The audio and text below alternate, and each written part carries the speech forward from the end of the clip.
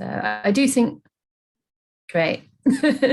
So we're going to start, and we have a small group this evening. It's the first Sutta class again after a 4 months break, actually. And just before the rains retreat, we had finished, is it the first chapter on personal training? Oh no, we'd finished 2 chapters. Right understanding was the first, and then personal training. So this is the Social and Communal Harmony book by Bhikkhu Bodhi, which is very wonderful because it basically puts all the teachings of the Buddha into certain themes. And now we're on the 3rd theme called anger, which is obviously something we all have to encounter unless we're enlightened or anagami already in the 3rd stage of enlightenment. And like it says here, it's a defilement that's particularly disruptive to the social harmony that we're trying to cultivate through the Buddha's path. Really, you could say that delusion is the kind of deepest problem. It's the sort of deepest cause of all our difficulties. That's why it's the first link in dependent origination, avidya paccaya sankhara. It's from delusion that everything is basically created and formed and fabricated, and this whole mass of suffering begins. But of course, it's through delusion that we have greed, and through delusion that we have anger, because we're only harming ourselves with both responses to life and to situations that we encounter.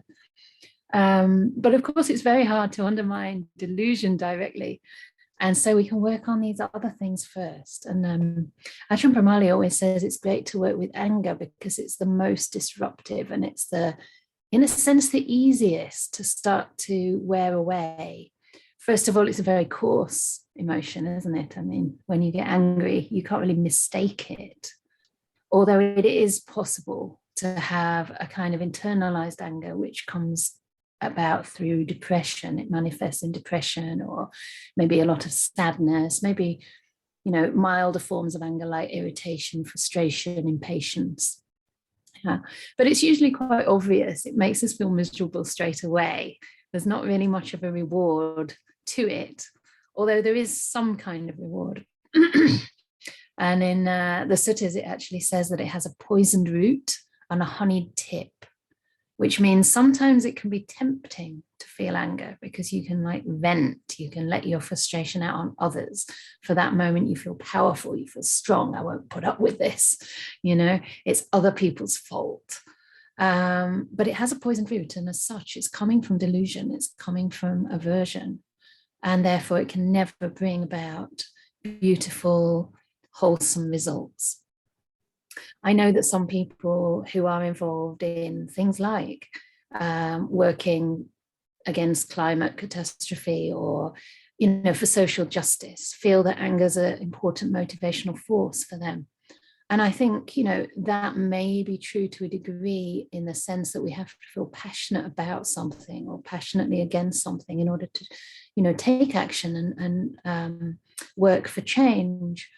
But if anger is the main motivation, you're going to burn out very quickly. It's not really going to lead to a long-term lasting peace. Perhaps it will bring about change in the outside world to a degree, but you'll be less effective because you will burn out. And you'll be the one that suffers as a result of that anger.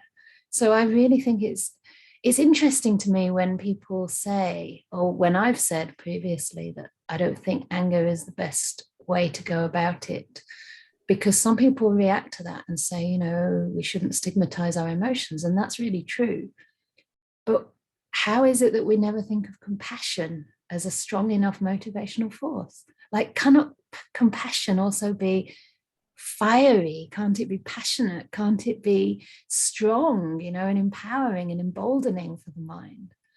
So when we can purify that anger, by observing it, by perhaps allowing it in, welcoming it in, understanding it, but then allowing it to dissolve, and give way to something deeper, because often underneath that anger, there's a sadness or there is a fear, and those emotions are very much connected to compassion. Compassion is almost a natural response when we experience suffering. So there's a lot more I could say about anger, but I would really like to get into the suttas that are presented in this wonderful book and look at dealing with anger. So, as I said, last time we met, we were just at the end of the second chapter on personal training, and we just finished discussing metta bhavana, the practice of loving kindness. And I think it's quite nice that we're now going into anger because, of course, one of the main purposes of loving kindness meditation is to overcome, is an antidote to that anger. Yeah. When I say the word overcome, it's important not to see that as a kind of bypassing, right? We're not trying to like get past anger to experiencing something better. It's more understanding that anger and learning to meet it, first of all, with kindness. And through that, the attitude we have towards an emotion actually starts to change the nature of that emotion. It's like when you love your anger, when you embrace your anger, it doesn't really have a lot of power over you anymore. So the anger, it's almost like this little child that just wants some attention, making a fuss. I don't want it that way. And then it's okay, give you some love. And after a while, it just relaxes. So this is the way to overcome. We don't push it aside. So it's probably a good thing to note before we go into these, the particular language used here, because it's fairly strong language. It's about slaying anger and killing anger. And I think in a way those words are chosen because they're in line with the idea of anger. And actually what the Buddha's doing is contrasting the wrong kind of killing. Yeah. So he's using a play on words, like anger can cause you to physically kill. But here we're saying the best kind of killing is killing the anger itself. So it's a little bit of a play on words. It doesn't mean you go in there and kind of, fight the anger with your willpower or with aversion. That only makes double suffering. Yeah. So we don't want to increase our suffering by responding with more. So are there any questions, first of all, before we start? Or are you all eager to get into the suttas? Any questions or comments? Because this is actually not a Dhamma talk, it's a sutta discussion group. So it would be really, really nice to hear from you. And especially if you have been practicing metta, loving kindness, and have some experience with working with anger or some difficulties, around it. You maybe have some tips to share or some advice that you'd like to ask either to me or to the group. So that's just a general invitation for the whole of this session. And just to remind everybody that although we record the session, your video will not show. So it'll only record your voice. And if you don't want your voice to be recorded, if you want to say something and, be completely anonymous, you can just pop it in the chat box to either everyone or even just to myself. Yeah. So it's all confidential. Great. So here we go. The slaying of anger. And this is from the Samyutta 11:21. Sakka, ruler of the Devas, approached the Blessed One, paid homage to him, stood to one side and addressed the Blessed One in verse. We've got a little poem here. Having slain what, does one sleep soundly? Having slain what, does one not sorrow? What is the one thing, O Gautama, whose killing you approve? And then Gautama the Buddha, the Blessed One, answers, having slain anger, one sleeps soundly. Having slain anger, one does not sorrow. The killing of anger, O Sakka, with its poisoned root and honeyed tip, this is the killing the noble ones praise. For having slain that, one does not sorrow. So it's a very simple little verse. Thanks, Gunther. He's written the full place that you can look that up in the Samyutta Nikaya. It's simple, but it immediately speaks of a couple of great benefits you can get, right? To sleep soundly or not to sorrow. Yeah. You also are praised by the noble ones. If you kill your anger, to use that sort of turn of phrase. But, you know, anybody who's practicing on this path and who is sincerely working to overcome suffering, basically, the things that cause us to suffer, the particular patterns, unwholesome patterns of our mind, is praiseworthy, right? So you sleep soundly and you do not sorrow once you've destroyed anger. It's interesting because that's very similar to metta, isn't it? That's one of the benefits of metta. And one of the synonyms for metta is avyapada, which actually means non-ill will or non-anger. So they are actually almost one and the same. Some teachers say it's enough, you know, just to work on undermining the defilements. I still haven't found a better word for that. I don't like the word defilement because it just sounds so sort of moralistically judgmental somehow. And it sounds really bad, really dirty, you know, and almost sinful, doesn't it? Especially if you maybe come from a Christian background. But maybe we could call them, you could actually call them just obscurations of the mind, or because it is one of the hindrances. So if I use the word defilement, it's just because I haven't come to a better translation of that just yet. So it's very similar. And you can either work on the anger or you can practice the loving kindness. Some people say if you're working to undermine, you know, anger, ill will, impatience, irritation, you don't need to practice metta because the natural state of the mind will be to abide in loving kindness and compassion. But I think we can really, you know, improve and speed up the process and also make it a lot more joyful for ourselves and everyone else if we actually cultivate the opposites, cultivate the beautiful qualities as well. And I know in the forest tradition, in particular, the Thai forest tradition, they don't really do that very much. In Myanmar, they do. You know, they have a lot of metta practices, and maybe based on the Visuddhimagga, there's quite a lot of detail there about, you know, spreading metta, to cultivating it, first of all, with the four kinds of beings, the four groups of beings, as we have done in our ongoing classes. So the loved person or the benefactor, the neutral person, and the person that we don't like very much, right? The enemy. So in the Visuddhimagga, there's a lot of instruction on that. Whereas in the suttas, you only hear about spreading metta in the four directions. But I think that this gives you a step-by-step way to actually reach that point. And it's very much a part of my practice. It always has been. So from the beginning in the Vipassana tradition, we were always advised to do our 2 hours every day of meditation, an hour in the morning, an hour in the evening. And at the end of that hour sit, to spread loving kindness for the last 5-10 minutes. And it's really a beautiful habit to get into, because then you feel like your practice is not just for you. It doesn't matter if you've become more peaceful, if you've got into this or that state, or even if you've just sat there feeling upset, at least you've turned up to practice. And at the end, you share metta with all beings. So there's always a point to meditation. There's always something that you can give to others through that. So are there any questions or comments on this particular verse? Has anybody noticed that they don't sleep well, for example, when they're angry? Oh, Gunter, you're doing the Q&A, is it? You have to unmute yourself. Thought I unmuted me now. Melanie, if you could.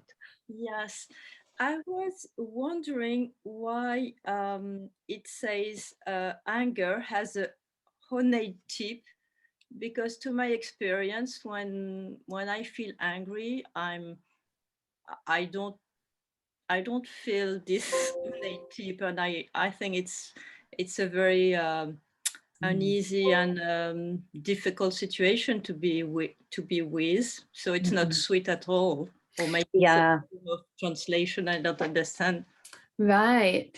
I mean, personally, I think it's better not to experience any kind of gratification in anger. I actually think that's more aligned to the nature of anger. It's unpleasant, as you say, it burns, right? It feels hot, it feels constricting, you feel like your heart race or your stomach kind of turn into knots. I remember one lady got angry with me once in an Ayurveda class, actually. I was studying in London, Ayurvedic medicine, and she was angry because me and my friend, we used to ask all the questions, and I don't know why that bothered her, but she was speaking to me afterwards. I think I was speaking to her saying, you know, maybe try to kind of give us the benefit of the doubt a bit. And she had like, her whole face and chest became bright red with this anger. It was really interesting to watch it rise up. But then as I spoke to her and said, you know, maybe your perception of what our motivation is maybe not quite true. And I could see it then start to come down again, and her skin color changed back to normal. It was really interesting. So yeah, I actually think that's probably a good thing that you experience it as suffering, and it may then help you put the brakes on. But unfortunately, I think some people do experience it as a kind of rush, like adrenaline. And maybe that's when they have a lot of anger or, you know, trauma maybe, or unprocessed emotions inside. Maybe they're really, you know, really in a bad way in life. And the anger just gives them at least a sense that they're alive, you know.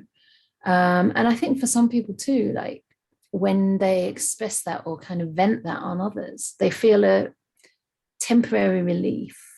It's like, I told them, you know, I showed them I won't be pushed about or whatever.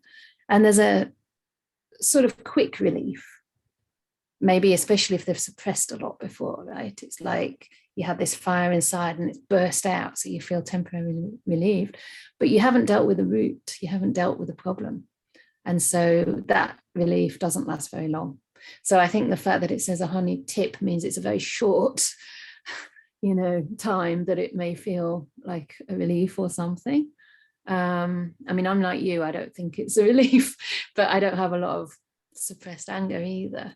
So I think what it's referring to is that there might be a short period where it feels like a good idea, but afterwards you really suffer and you regret it, you know.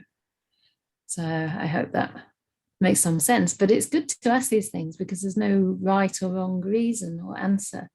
It's maybe something to contemplate and observe, you know, because there are people in this world that run on anger, right? They run on hate. I mean, look what's happening in countries like Myanmar. It's basically genocide, I think, at this point. And there's something in it for those people, even if they're incredibly deluded, still they're making that choice day after day. Maybe it's not really a choice, but yeah. Another question? Mira, if you could unmute and speak, thank you. I was thinking about anger as a power play. When you're angry, you make other people fear you. You're on the right side. And I think the root of it is a lack of self-compassion. You can't love yourself, so you need an enemy to fight against the lack of love in yourself. So it's really a tricky one, because the angry people, they hate to love in a way. Yeah. It shows them that it's the fear to love. Yes. Hate is the fear to love, because love is seen as a kind of weakness. Yes. To love yes. is to be weak. Right. And yes. there are whole bunches of people who share through the anger because they feel safe in a group that's very angry. Yes. It's on the left side, it's on the right side. Both of them, yeah. So I think the main thing is really this lack of self-compassion. Perhaps it's sometimes self-pity. Right. I'm the poor one, I'm surrounded by enemies, I've got to fight them because they're wrong. Yeah. And whole ideologies play with this power play.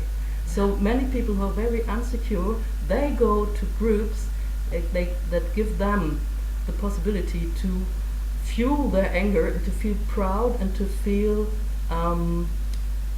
important and it's the word that vulnerable. They don't want to be vulnerable. Yes. So they have the power. We're gonna make it with our anger, and the world is a place that we need to be angry, because it's a place full of enemies. Yes, and it's a place that's hurt them. Yeah, that's the thing. So it's very difficult to say, okay, you must love yourself. Of course, I love myself.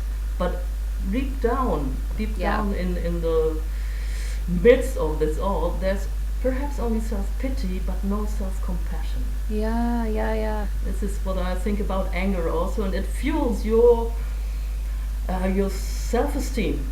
Yeah. I know what's wrong, so you don't. And I know many people, not many, but sometimes I walk a lot around the streets and have the little chats with the people in the neighborhood. And there's an old lady, she's about 82 of age, and I'm just thinking, okay, she's always angry, always. And I must say, I play sometimes a little game for myself with her. I say really nice things, and I think, okay, what she's gonna find.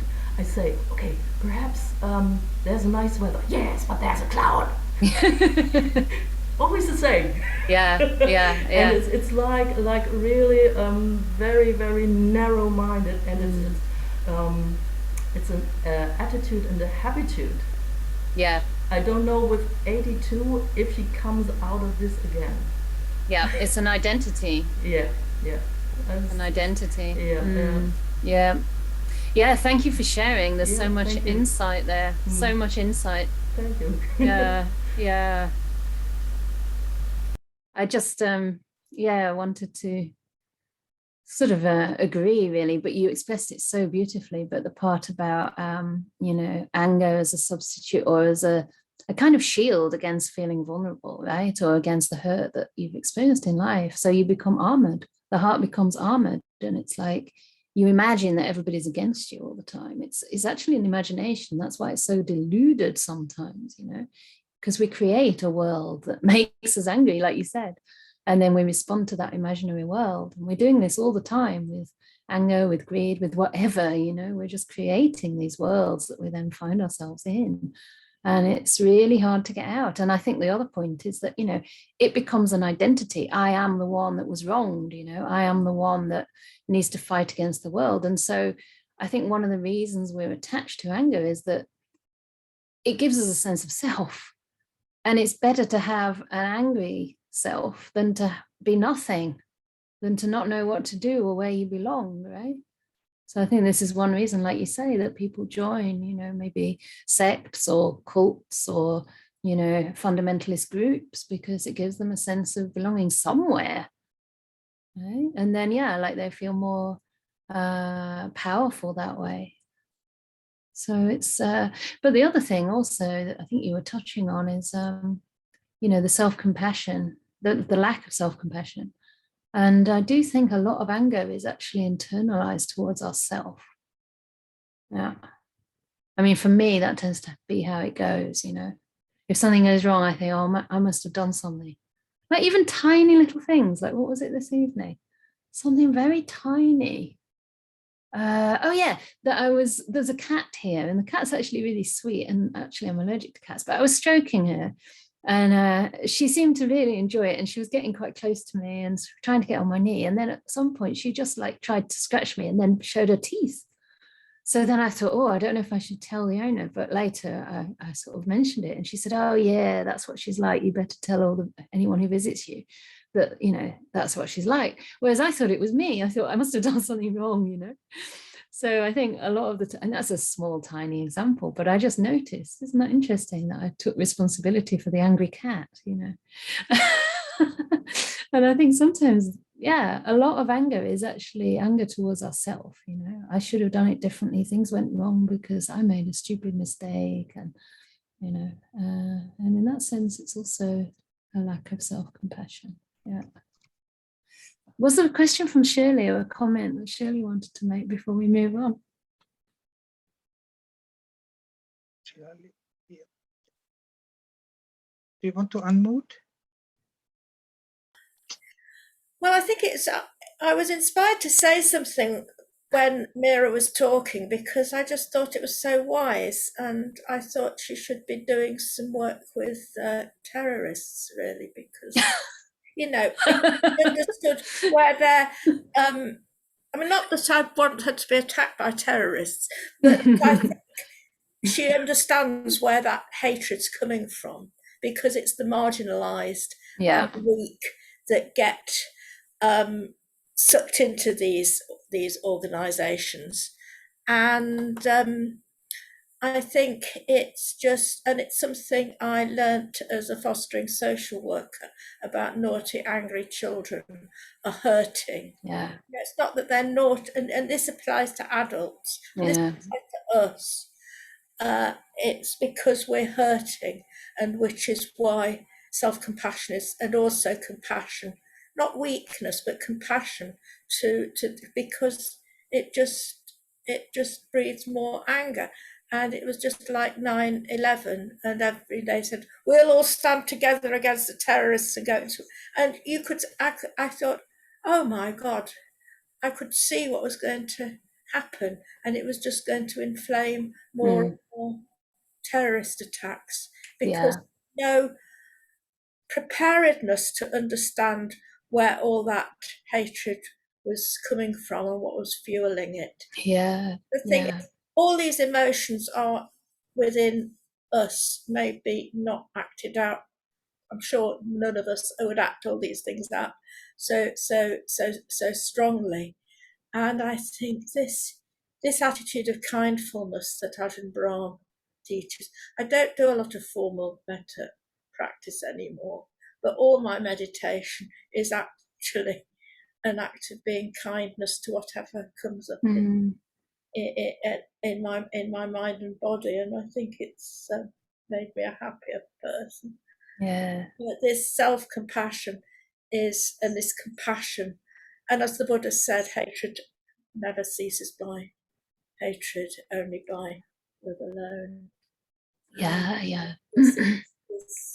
So I just wanted to thank Mira and all the other things you added to it, Canda, and that's just my little bit. It's a good point. So rich, so rich. Thank you. Just to add to that, I think this is what you were saying, but just to make it more explicit, by seeing that when people are angry, it's because they're hurting. That does engender us to feel compassion towards them, doesn't it? It helps us to feel compassion towards them. And that obviously cuts the cycle of hatred leading to hatred. So instead of responding with anger or with fear, we can just understand that, this person's suffering. And like you say, Shirley, we all have it inside us. We know how that feels too. We might not act it out, although sometimes we will, but we know how it feels. And I think it's important to recognize, even if you don't think you're an angry person, we act it out on ourselves. We put ourselves down all the time. I mean, everybody does it. Like the lady I'm staying with now, she parked somewhere and I think it wasn't quite the right, what was it? She forgot something anyway. Oh, stupid woman, she said to herself. And I immediately saw that, she's a compassionate person, right? But we're so ingrained to just attack ourselves. We're so used to it, we don't even think that we're attacking ourselves, but it's really not, loving, kind speech. Jane. Jane, could you unmute? Yeah, just adding to what everybody else is saying, I think what's coming to my mind is how close that there isn't just one type of anger. As we're talking and giving different examples, I think I'm thinking anger isn't just one thing, nor is it synonymous with hatred. I think there are lots of different emotions that go into anger, and some are more poisonous than others. And in some angers, some aspects, it's very close to tears. It's very, very, very, very, it's almost the same thing as crying. And there's that end of anger, which just feels like a big weep. And then there's the more poisonous, revengeful, hard, very hard-hearted thing that you were talking about as an example, revenge for terrorist atrocities, where someone takes more like a head-based, cold decision. But that's only one type. I think there are lots of different angers, ways of being angry, and feelings and motivations for being angry. And some are very soft and very tearful and very fragile. And I think I wouldn't want to say to my children or people around me, don't be angry. I think I'd rather talk about diverting anger or even letting it out and then seeing what happens afterwards. And I say that as somebody who parents adoptive children who feel a lot of rage. My middle daughter still has a lot of rage around her adoption, and I won't say to her, don't be angry. That's what's going on in my head at the moment. I wouldn't, that would be really harmful. She needs to be angry, and I need to be big enough to hold her anger and let her be angry. And that's my love gift to her, is that ability to be a safe place for her to be angry. But my job with her, I think, is to steer that anger, which is why I've got this idea of diverting it, sort of steering it away from its most damaging course and to a place where it's almost like it's an energy that needs to come out. And only after that energy is out, can she then listen? Can she then feel some other emotions that are softer, gentler, more vulnerable? We talked about vulnerability, and the anger for her is very much about as you said, and as other people said, not wanting to feel. She doesn't want to go to where it hurts, so she feels angry. But if I said to her, don't be angry, that wouldn't help. So the anger has to come, and after it's come, then a softness can happen, especially if I've sat with her through it, So I suppose that's my contribution, really, that rather than saying that all anger is bad, I think I just want to add a role, some space for a role that it has that's natural. Natural. I'm not saying it's good, I'm not making a value judgment, but I'm saying it's natural, and as something natural, like an avalanche, it just needs to happen. It's got to come out, it's got to come down, and you see how the landscape settles after. That's sort of what I wanted to say. Thank you. That's so beautiful. I could feel in myself a kind of almost a longing, actually, for that kind of healthy holding space for anger, because I think in my family it was very much a kind of don't be angry, and it was definitely stigmatized. I did let my anger out as a teenager in certain ways. Quite a few ways, mainly through singing really loud rock songs, but also sometimes I would throw things at the wardrobe. I threw a bottle at the wardrobe once, and it actually went through the wardrobe, and there was a hole like this in the wall, like the top of it went through like this. But it was definitely seen as, you were bad if you were angry, and underneath it was actually a kind of despair, like a kind of, what am I doing here? Why doesn't anyone talk about life and what it means and what's happening and why I feel terrible as a teenager? So that's important, isn't it? Absolutely. For you, those emotions, and to be able to have those emotions, were part of the journey of exploration. To get to the next point, you almost have to go through that, don't you? Absolutely. Point. And I guess that's what I'm saying. You can't leapfrog that stage. Absolutely not, no, because that's what we call spiritual bypass. I actually think it should just be called some kind of psychological bypass, because there's nothing spiritual about it, right? I mean, if the job of the path is to open our heart to every experience, to understand, and you use the word nature, and I think that's a beautiful word. It's a translation of the word Dhamma, actually. Like Dhamma can mean nature. There's no good or bad, it's just nature, cause and effect, right?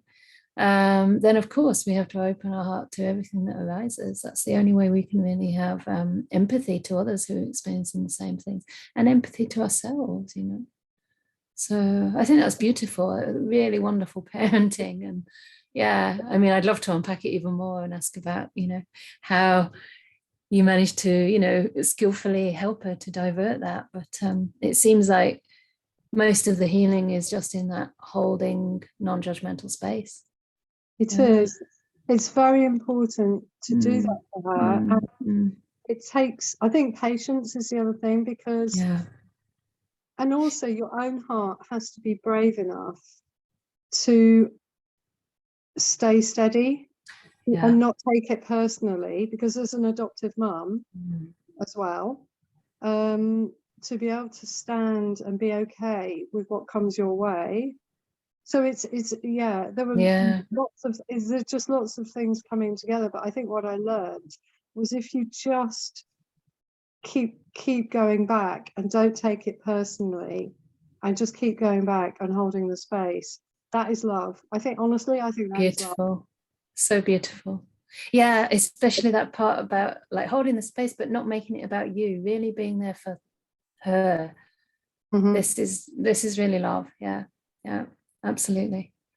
Yeah, beautiful. It's quite moving. Well done. I agree with what Shirley said. Your daughter's so fortunate to have you for her mom. That's very kind. Oh. Wow, this is great. I learned so much. It's beautiful. And it's interesting, isn't it, how all of this ties so closely to the Buddha's teachings, you know, the part about, I think also, Jane, one thing you might not have mentioned, but you did mention sort of in a implied way, was the understanding that it will pass, you know, the understanding that this isn't permanent, you know, it's something she's going to go through, it's going to reach its peak, and then it's going to kind of slowly de-escalate. And keeping that in mind as you hold the space will help to keep that steadiness and that patience, I think. And that's one of the insights, isn't it, that we learn as Buddhists, you know, everything is impermanent. And it's not, oh, it's impermanent, therefore we don't care about it. It's no, we can care even more while it's there, you know, whether it's good or bad, because it won't last either way. And then this part about not identifying with any of this, not identifying with what your daughter's going through, not identifying with, you know, this makes me bad or good, or it shouldn't happen. If I'm a good mom, she should always be happy, you know, because it's just out of our control. That's part of non-self. You know, we can't control nature. Everything arises due to cause and effect.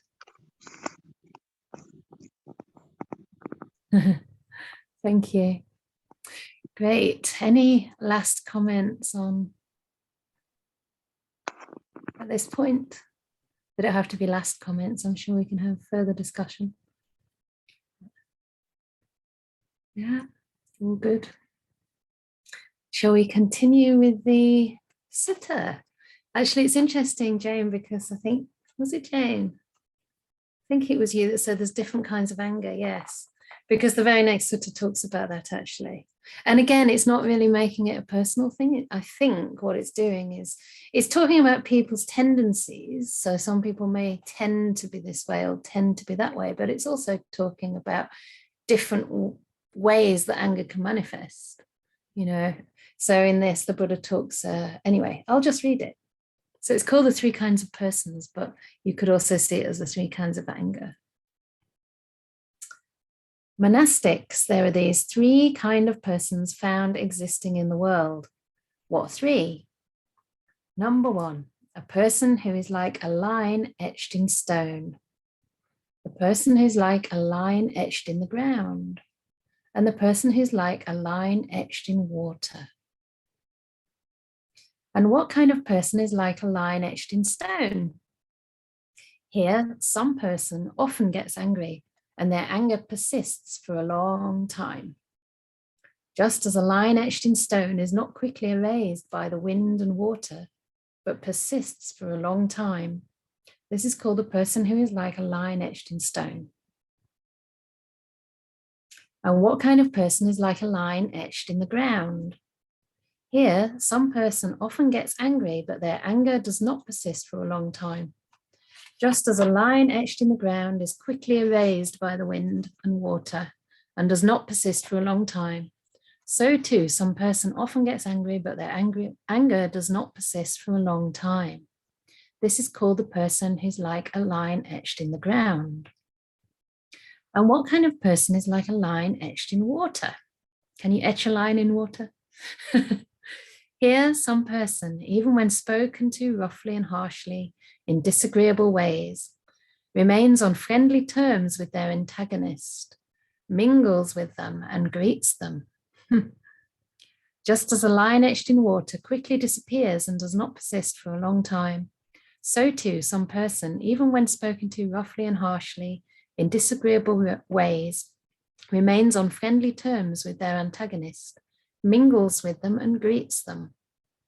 This is called the person who's like a line etched in water. These monastics are the three kinds of persons, or anga, found existing in the world. And that's from Anguttara 3.132. And it's already in the chat box. Fabulous. So that's quite interesting, because I'm sure we all have sometimes all of those things, some angers that, in our lives that persist and that become resentments, become ingrained. Sometimes we get angry often, but it doesn't last. And other times, it just doesn't affect us. I think we can be all these three. And it's interesting because this kind of sutta can look as though it's saying one's bad, one's good. But if you look at it, it actually never says that. I think we add that on.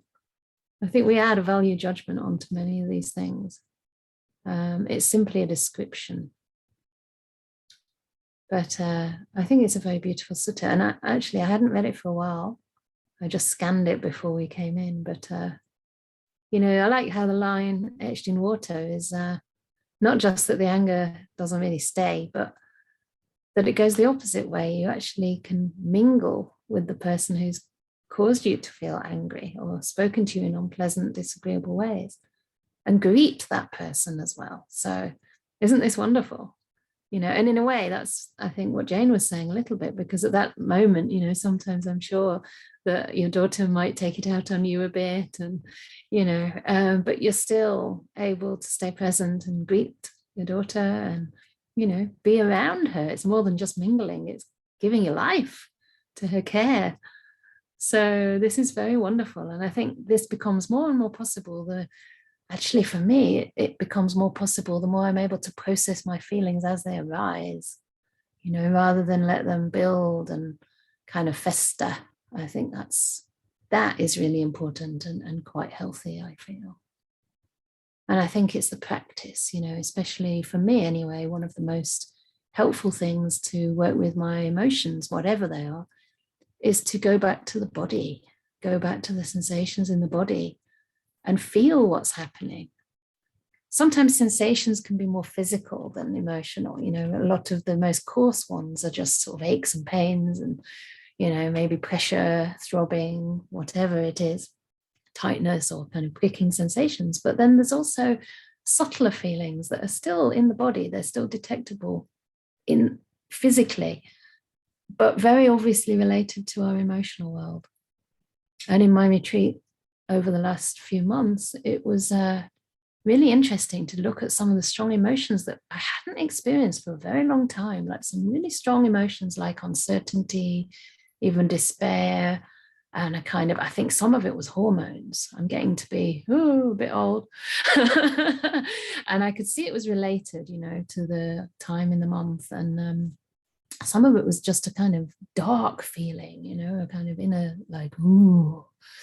And at first it can be hard to detect how that's arising in the body, but after a while I was like noticing it was usually around the heart area. And there was like, unless there was an intention to really stay with it, the mind was sort of bouncing off and just trying to like carry on as normal. It would just bounce off those areas. But once I started to like intentionally open to it, it was very interesting, and it kind of fairly quickly dissolved. Not that that's the aim, that it fairly quickly dissolves, and it doesn't always, but it's just really interesting that it's often when we meet these things that there's a shift, that it's almost like they are crying out to be seen. They just need to be noticed and met with that kindness. And once, we can meet them and some understanding can arise that, oh, this is maybe unpleasant, this is suffering, this is also impermanent and it isn't mine, you know, it's a phenomena that's arisen at this moment. And of course, I was noticing how it was being built by certain types of thinking. And when, you know, those kind of thoughts subsided and I could just stay present with the feeling, it would start to defabricate or dissolve, start to disappear. So I think seeing that conditioned nature is also part of non-self, you know, understanding how anger arises and how it's perpetuated, how it's built. Yeah, in the context of anger. I mean, for me, it was more, yeah, I mean, they are emotions, I think, related to aversion, related to negativity, despair, depression. It's kind of on that very obvious suffering side of things. So that was really interesting. I was thinking earlier, actually, that there was sort of, I mean, this is just one way of conceptualizing it, but I was thinking there's like 4 steps in meeting anger, or 4 different ways that we can work with it. Apparently it's good to have numbers like 3 ways or 4 ways, maybe it stays in people's mind. And the first one was like, this is for kind of coarser anger and just, you know, to ensure that we protect ourselves and our virtue. So the first one could be seen as restraint, yeah, restraint. A bit like Jane saying, diverting it, it's kind of restraining, yeah, not acting on it, not denying it, but not acting on it, not speaking with ill will, not, you know, behaving with ill will, not punching someone, to be very coarse. And then, so there's restraint, and then there's reflection. And Ajahn Brahmali talks about this a lot. This is the main thrust of his teaching, I would say. He talks a lot about reflecting on the dangers of anger, or, you know, lust, or whatever it is that's, you know, causing you suffering. And, you know, looking at the other side of the person, looking at the other side of the situation in a different light. So we can reflect as well. You know, maybe not when anger's present, it might be harder, but certainly in our free time, in our spare time, so that these things don't become like lines etched in stone, right? You don't allow a very negative perception of another person to persist. You intentionally look for good in that person, look for the good things, you know, or look, if you can't see the good things, look for the suffering that person may be going through, and generate compassion. So restraining, reflecting, and then the third one is mindfulness, right? That's what I just spoke about, the mindfulness of it can be of the emotion itself, but that's very abstract. So I always feel it's much easier and more effective to work in the body in an embodied way. And you're not missing very much that way either. You feel it very quickly, almost as soon as it arises, especially if your mind is, you know, used to being quite present to this whole physical phenomena. You can feel if your stomach suddenly goes, ooh, you know, or if you suddenly feel hot, or your heart starts to kind of pound, whatever it is. Well, I don't know however else people experience anger, but yeah, sometimes I feel it more like a sinking sort of feeling, like I'm going down a negative pathway in my mind. You know, the thoughts are getting increasingly negative. That can happen when we're tired too. So however it manifests, but see if you can, you know, notice it right away. And then the last one is understanding. And as I say, that arises as a result of mindfulness, right? So we see that these things have a cause, they arise, they pass. They stay for a while, but not that long. And they don't belong to us. They're conditioned, completely conditioned by the situation, by the conditioning that we've had. You know, if all you've ever learned is anger in your life, then that's going to be the way you work until somebody else comes along, like a wise friend or a teacher, and they show you a different way. So, and then of course, yeah, the impermanence, the non-self, and the sheer suffering of it, right? Sometimes we really don't want to suffer, but we also don't want to look at the suffering in the eye. We find all kinds of ways to distract ourselves, you know, anything, just not to feel what I feel. And actually, it's when you meet it and feel it that you can start to understand that it's nature and the power is taken away. It's okay to be angry. It's okay to suffer. It's okay to feel the way you feel. You know, there is a point to it, and it's to develop understanding and wisdom. So yeah, restraint, reflection, mindfulness, and understanding. That's just one way that came to my mind. Well, 4 ways, I guess. that we can perhaps use to work with these emotions. Not to eradicate, to work with. So it's now 8:10, and the next sutta is quite long. So is there anything to discuss around this? I think there's quite a lot to it, and maybe people would identify with one or the other, or share some experience around one or the other. Great, you're very talkative today. Is there anyone who hasn't spoken yet, just to check first, because sometimes some people are a little slower to raise their hand, or they may take longer to get the confidence. You can also put something in the chat box if you wish, and I'll come to that as well. Otherwise, we'll go with Mira. Mira. Can you unmute, please?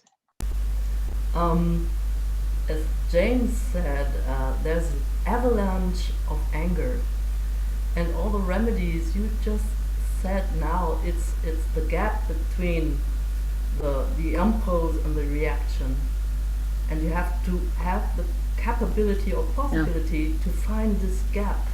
Yes. And it is really, really, really very difficult when you're an angry person who's set in stone, because there's no possibility to find a gap.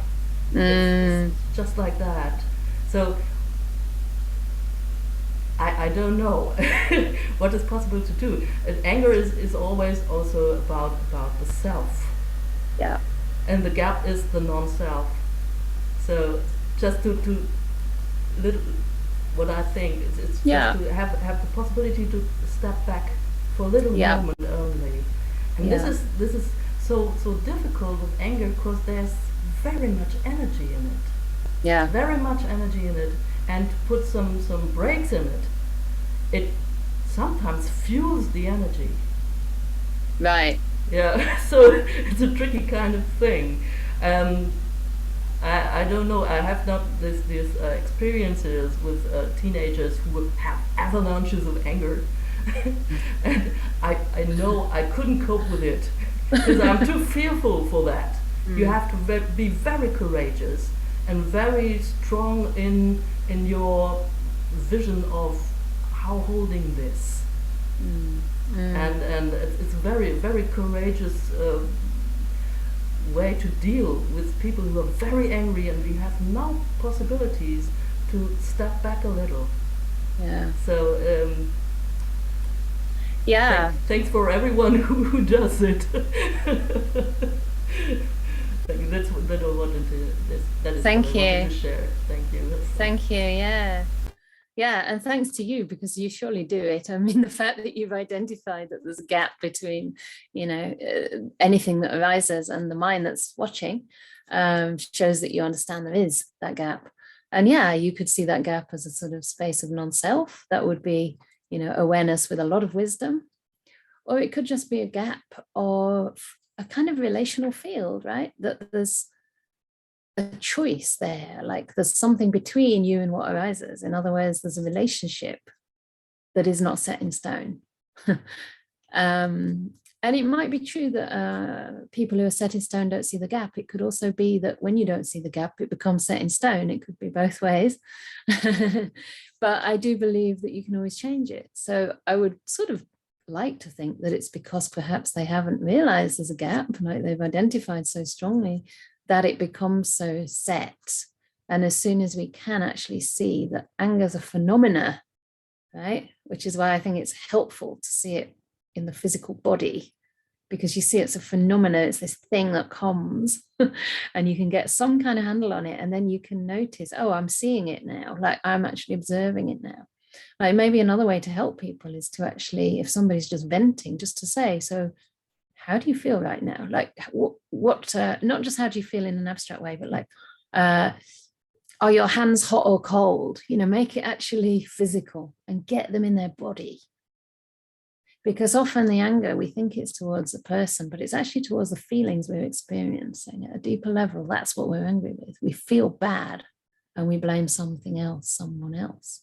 We're actually angry with the way we feel. So I do think there's some leeway there, but it's interesting what you said about fear around people who are angry, because I still have that. And I've never actually turned it around and thought that maybe my mom was a bit scared when I was like that, because I thought that I was not scary. I thought I was just like not getting the attention I wanted or needed. But maybe it was quite intimidating. Yeah. It can be helpful to just realize that person just hurts. Actually, 2 days ago, we went to Stroud to look for some properties. And the person taking me around parked the car outside somebody's house. And this old man came running out of the house. No, you can't park here, private, but really loudly. Like, well, not loudly, but very angry. You know, he was just shooing us away. And we just sort of said, oh, is it private? Oh, we only want to stay here a while. And he was still kind of, and then I went right up to him. I mean, he was an old man and he wasn't very intimidating, to be honest, but I just really saw that there was fear, a lot of fear, and wondering who we were. And I said, you know, I just explained exactly what we were doing. So I said, it's just that we've got friends in that house next to you. And I just want to have my lunch there. And then my friend will come and pick me up again. Is that okay? How long? I said, well, not more than 1 hour. 1 hour? 1 hour. Okay, 1 hour. And then at one point he said, I can't hear you, because he was actually quite deaf. So I realized that was the other reason. He was kind of scared and afraid, like, who are these strange people? So I was like, oh, sorry, we'll just be 1 hour, you know. And then by the end, I mean, he didn't exactly smile, but he definitely looked like, okay. And I imagine he would have gone back in the house and perhaps thought, yeah, maybe I laid it on a bit, and maybe people are not that bad after all, you know.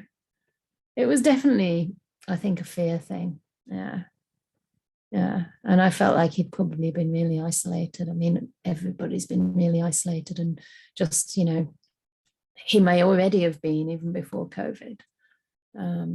So yeah, sometimes it's really good to just also protect yourself, right? I don't want to say like always walk into a situation where somebody's obviously angry, because maybe I wouldn't have done that if it was, I don't know, some huge guy with, I don't know, looking in the stereotypical way of what I think an angry person looks like. So I do think we should protect ourselves when there's, you know, sometimes it's instinctive, isn't it? Like, you perceive there could be a real risk, and you don't have to override your intuition. You know, it's always better to play it safe, I think. Yeah. So, Jane. Hi. Two things were in my mind when you were reading that. The one was, you know, the thing about the line in wood. You said the first type of anger, and you said, and when you were reading that, the thing that came into my head was from the Metta Sutta, by not holding to fixed views. Oh, yeah. The pure-hearted one, through clarity of vision, blah, blah, blah, you know, but that line felt like a fixed view. It felt very fixed. So the one of the issues that makes us angry is that we get very sure that we know what the situation is or what the facts of the matter are. And we get angry because of that. And I've found it really, really helpful to ask myself, do I really know that for sure about anything? Do I really know? Is that really true? Am I really sure that that is true? And if I go through that, you know, Katie Byron's got this amazing book. And if I go through that whole process of going, Jane, do you really know that? Are you 100% sure that is the fact of the matter? Then that line that is in that word becomes a bit more like a line in sand. It starts to shift. And so not everyone is open to being asked that, because that can make people angry if you ask them, are you sure? You know, you can sort of know. It's self-reflection. Yeah. So that was one thing. But I wondered whether you would tell us the story, because I like stories, Ajahn Brahm's story. Do you know the story he tells of the madman, the bloke whose wife sends him off to get eggs, or something? Because that is how often I protect myself when I'm attacked by someone who's really angry. I remember that story. So maybe, unless everyone knows it, because I find that really helpful. Yeah. Would you like to tell it? No, because you know it better than me. Oh my goodness. Okay. I have to try and remember I can't tell it in all the detail, the glorious detail that Ajahn Brahm does, but it's basically this story. It's very stereotypical, okay, because the woman's cooking, and the man is obviously being asked to go out and buy. It could be the other way around. Okay, so yeah, actually in my family, my dad's cooking and shopping, so that's tricky. But you know, I'm too tired to turn it around. So what would it be? Okay, so the man's cooking. All right, so the man's cooking. And then he realizes, oh, I don't have any eggs. So he says, darling, could you please go down to the market and get me some eggs, darling? Thank you. And his wife says, well, I don't know where the market is, you know. Please tell me how to get there. So he draws her a little map and he says, this is the way you go, and walk around here and walk around there, and then you go to the market and just bring me 6 eggs back or whatever. So off she goes to the market, and even before she gets all the way there, somebody starts shouting all these terrible things at his wife.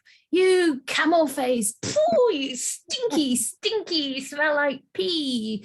And really abusing this poor woman as she's going down to the market just to get the eggs. And she gets so upset and so kind of horrified. She thinks, how can my husband send me to this terrible place? This is so unfair. This person doesn't even know me. How can they call me such horrible names? And I'm not stinky and I'm not camel face. and then she just turns around and walks back. And then the husband says, so did you get the eggs? And she says, how could you send me to that place? No, I didn't get the eggs. These people are terrible. They abuse you. They argue with you. They call you camel face. And then the husband said, well, who was that? Oh, this young man, you know, standing there. And oh, yes, that person. Oh, that person has a brain injury. They were like harmed in an accident many years ago. They're actually, they have kind of a brain injury, and they can't help it. You know, they do this to everybody. It's because they're not well. It's not only you, they always do that. And, you just walk past and understand that they mean well, really. So then, of course, she's like, well, and she sort of forgets that she's got to go and get the eggs. So then the husband said, I still need those eggs. So, okay, goes back again. And this time exactly the same thing happened. It probably got even worse. If it was Ajahn Brahm's story, it probably got very colourful. And but this time she just doesn't feel anything. There's no feeling of anger or frustration. On the contrary, she just thinks, what a shame, this person was probably just like me, doing well in life, and then unfortunately they had this accident, and now look, all they can really do is sit around at the market, and that's the only way they know how to connect, So the attitude to that was completely different when she knew that this was not this person's fault. She knew this person was, a sick person in a sense. And this is, again, one of the ways that the Buddha teaches is to overcome our anger, to actually consider a person who is so stricken with ill will and with hate, that to consider them a sick person, to consider them as far away from, quenching cool water, far away from the Dhamma. And this is, this is not a good thing. So we're not asked to pity them. Pity is not compassion, but we may feel a rousing of compassion and a wish to help, to provide that cool water of the Dhamma, to actually just approach them with a little bit more understanding and kindness. And it didn't come as part of the story, but I would imagine that, the fact that people just accept this person at the market probably makes him hang around, and feel like he's got some friends, somewhere to go. And who knows, even if you have a brain injury or whatever it is, it could help. It could help the healing. So I think that's the story. And of course, Ajahn Brahm's the proper storyteller, but that's my little attempt. So is there any last comment? Because we're almost through. So we're going to do the Dharna talk pretty soon. But is there anything else? One last question or comment? Or I don't know if Jane just had her hand up again. Did you? No. Is there anything that people would like to say in the question box or send to me? I won't say your name if it's anonymous. It was really rich for me. I hope it was for you as well.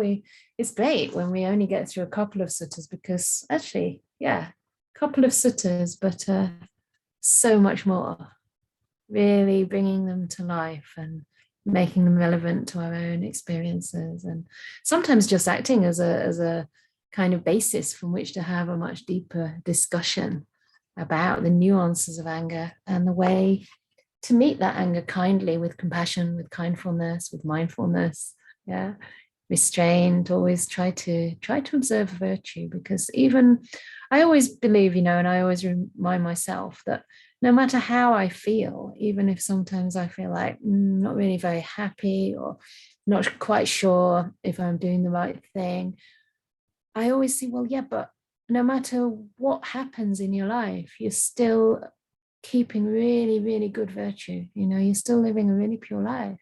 So clearly you're on the right track. Nothing's actually really going wrong. You're protected, right? Virtue protects you. So this is part of that restraint. And the reflection that I discussed is just an extension of restraint. It's the mental restraint. It's also called Indriya Samvara Sila, which means guarding of the senses. It's like mental virtue. So we can restrain our body and speech, but we can also restrain our mind, not by telling ourselves, I mustn't have these thoughts, but by actually cultivating beautiful, positive thoughts as well.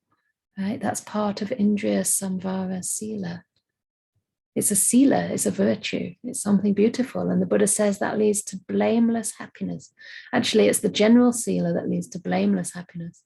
And Indriya Samvara Sila is called unblemished happiness, unblemished. So without spots, without dirty bits, just pure and bright.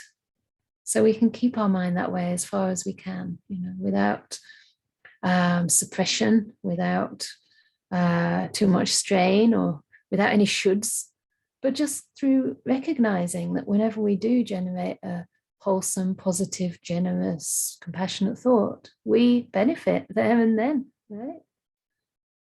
And then, of course, the mindfulness, which we talked about a little bit, and of course is talked about so much in general in the Buddhist circles, and the mindfulness scene. And then this understanding, that none of this is ours. It doesn't belong to us. In a sense, it's not really our problem. It's not really a problem. It's just nature running its course. It's the Dhamma.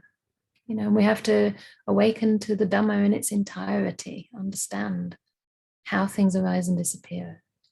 That's the main thing. It's not like, is it good or bad? It's how is it arising? What is the cause for it to disappear?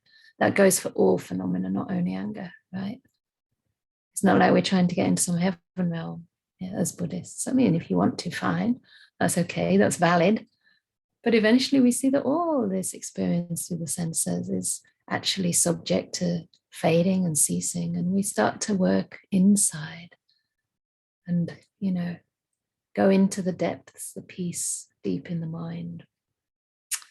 So I'd like to open to Kelly to give a little closing talk. Thank you. Yes, thank you very much, Venerable Canda, for this evening's Sutta discussion. It's been really great to be back to our Friday night session and to see you all here in the Zoom room and hear your thoughts as well. So I'd like to say a few words about dana, the practice of generosity. So today's Sutta discussion is offered on a donation basis. And if you would like to offer dana, your gift would be very much appreciated. As always, it will continue to provide for Venerable Canda's material needs, help her to continue to spread the Dhamma, and of course, it will support the setting up and development of the first Bhikkhuni monastery in the UK. So the link to the Anakampa website, where you can read more, both about the project and how to donate, has been put in the chat box for you. Thank you very much. Thanks, Kelly. I know that some of you've written in also wanting to offer food and things like this. And just to say that right now I'm kind of in a bit of a transitionary space. So I'm in a temporary, what do you call it? I mean, right now I'm here, so it feels very permanent, but I'm here for about 1 or 2 months. And it's actually the home of a friend who's got a very suitable dwelling in her garden. It's like a kuti.